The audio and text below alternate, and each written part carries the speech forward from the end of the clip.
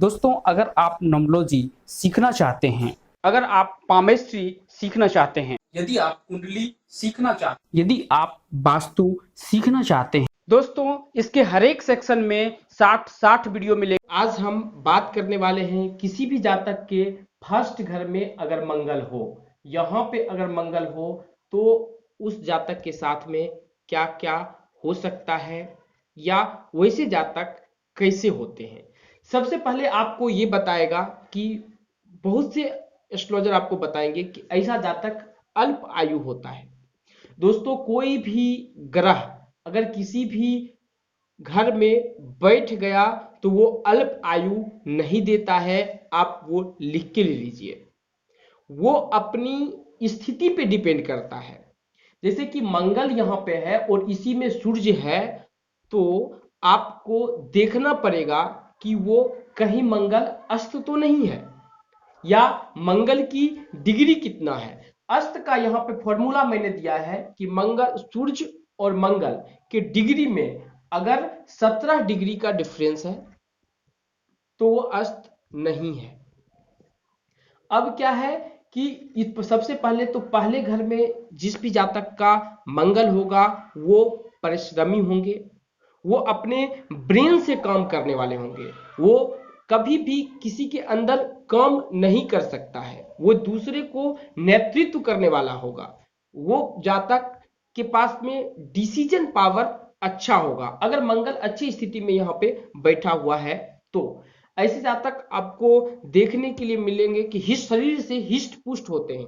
वो ऐसे जातक कमजोर आपको जल्दी नहीं दिखेगा और थोड़ा सा खून का ऐसा प्रॉब्लम, ब्लड का जो है ये प्रॉब्लम देखा गया है, प्रैक्टिकली में खून का प्रॉब्लम देखा गया है। लेकिन अल्प आयु जो हमने भी पढ़ा है कि अल्प आयु, बहुत से बुक में मैंने स्टडी किया है कि अल्प आयु होते हैं। लेकिन जैसे आप ज्योतिष रत्नागर पढ़िएगा, ज्योतिष रत्नागर जो है ये बुक बहुत अच्छी बुक है ज्योतिष सीखने के लिए। उसके बाद अगर आप लाल की, क्योंकि लाल किताब ने ही इसको डिफाइन किया है कि ऐसे जहां पे पहला मंगल होता है वो अल्प आयु होता है, नहीं तो एस्ट्रोलॉजी का जितना भी बुक मैंने पढ़ा है उसमें कहीं ये लिखा हुआ नहीं है।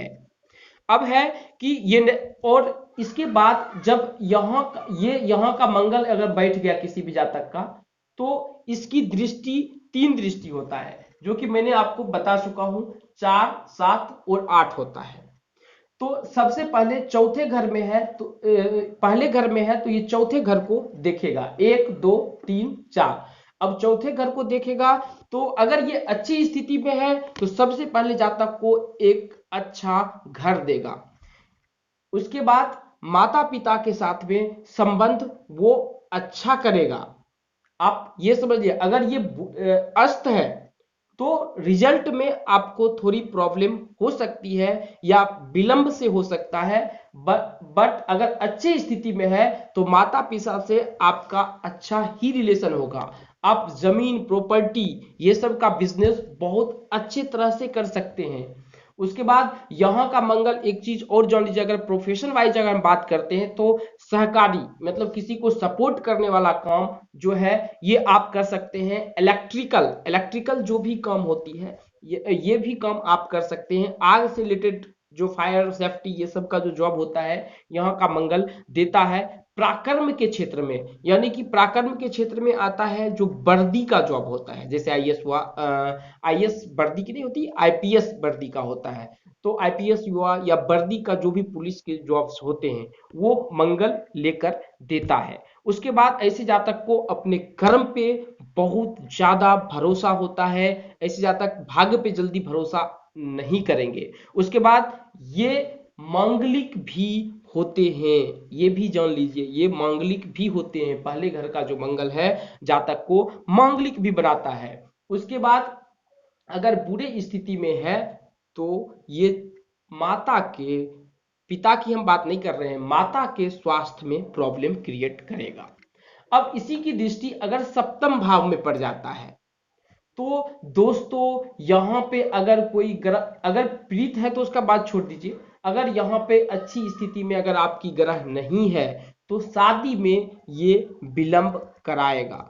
शादी करवाएगा, गारंटी है, विलंब करवाएगा। अब इसमें एक चीज और देख लीजिएगा कि कहीं इस पर राहु की तो दृष्टि नहीं है। जैसे राहु की दृष्टि जो होती है 5, 7, 9, अगर राहु इसी घर में बैठा हुआ है, सूर्य तो ये 7वीं दृष्टि से यहां पे देखेगा, और यहां पे अगर बैठा हुआ है तो 5वीं दृष्टि से इस घर को देखेगा। अगर राहु की दृष्टि हो गया, मंगल की दृष्टि हो गया, शनि की दृष्टि हो गया, अगर साथ में अगर मंगल के साथ पड़ रहा है तो साथ ऐसा देखा गया है कि शादी टूटने की संभावना होती है, बशर्ते कि इसमें 12 नंबर यानी कि मीन बृहस्पति या तो बैठा हुआ ना हो, या बृहस्पति की दृष्टि अगर इस पे पड़ गई। तो बृहस्पति जिस घर में बैठता है उसमें तो कम रिजल्ट देता है, लेकिन जिस भी घर को वो देख देता है, बृहस्पति की दृष्टि अगर कहेंगे तो 7, 9, 5, 7 और 9 होता है।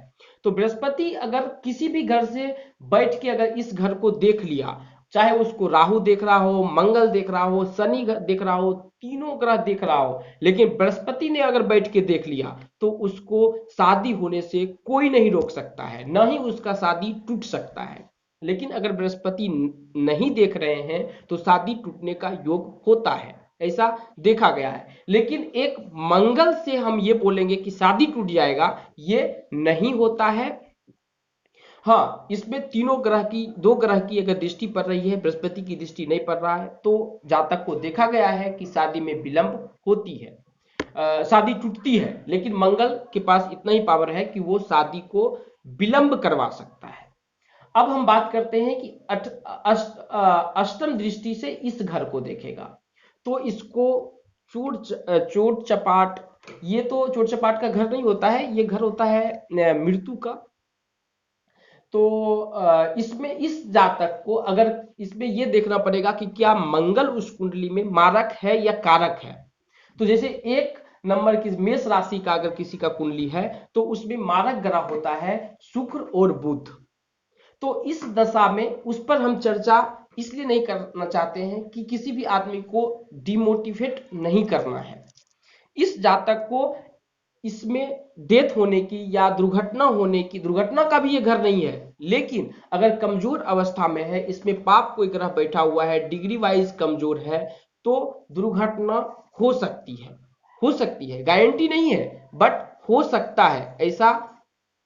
लेकिन ये कभी भी आप किसी, अगर आप एक एस्ट्रोलॉजर हैं तो किसी भी जातक की अगर कुंडली देख रहे हैं तो डेथ के बारे में, दुर्घटना के बारे में आपको उसको नहीं बताना है।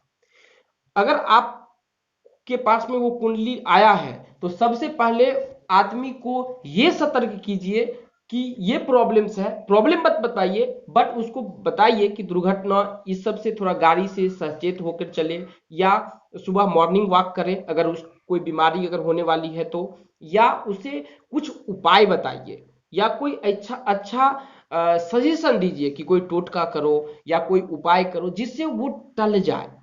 अब एक तो खुद जातक टेंशन में है, आपके पास आया है, तो ये मृत्यु का घर, ये घर आप कभी जल्दी देखकर किसी जातक को मत बताइए, क्योंकि हमारा काम क्या है, किसी को मोटिवेट करना, और मोटिवेशन में इतनी पावर होती है कि अगर इस जातक को सिर्फ थोड़ा सा उपाय करवा के मंगल जो है उसको स्ट्रोंग कर देंगे तो उसको बहुत कुछ लाइफ में मिल सकता है। तो उसको सिर्फ यही पे अटका के रखना कि तुम्हारा डेथ हो, अब तो जिंदगी भर वही सोचते रहेगा कि हमारा डेथ हो जाएगा या हमारा एक्सीडेंट हो जाएगा, तो इस पे हम बात ज्यादा नहीं करेंगे।